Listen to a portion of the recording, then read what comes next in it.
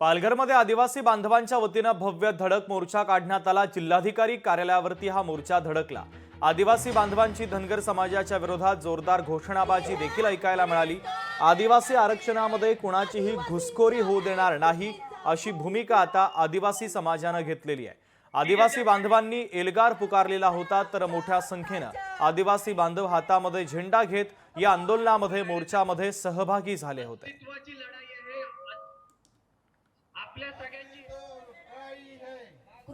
समस्त सकल आदिवासी बांधवांनी या ठिकाणी आमदार विलास तरे, त्याचप्रमाणे मी स्वतः आणि आमचे सगळे खासदार आणि आदिवासी आमदार भोये साहेब असतील, या सगळ्यांनी एकजुटीने आणि जेवढ्या जवळ या ठिकाणी 65 आदिवासी संघटना आहे, या संघटनांनी सगळे पक्षविरहित मतभेद विसरून बंजारा आणि जे धनगर आरक्षण आहे, या धनगर आरक्षणाला या ठिकाणी त्या ठिकाणी आदिवासींमध्ये समाविष्ट करू नये अशा प्रकारे या ठिकाणी ही मागणी आहे। अध्यक्ष जिल्हाधिकाऱ्यांना संपूर्ण महाराष्ट्रामध्ये असा विषय आता सुरू झालेला आपल्याला बघितलं असेल। त्यानंतर की बंजारा समाज आणि धनगर समाज हे संविधान विरोधी आदिवासीमध्ये घुसण्याचा प्रयत्न करत आहेत आणि सरकारवर दबाव टाकण्याचा प्रयत्न करत आहेत।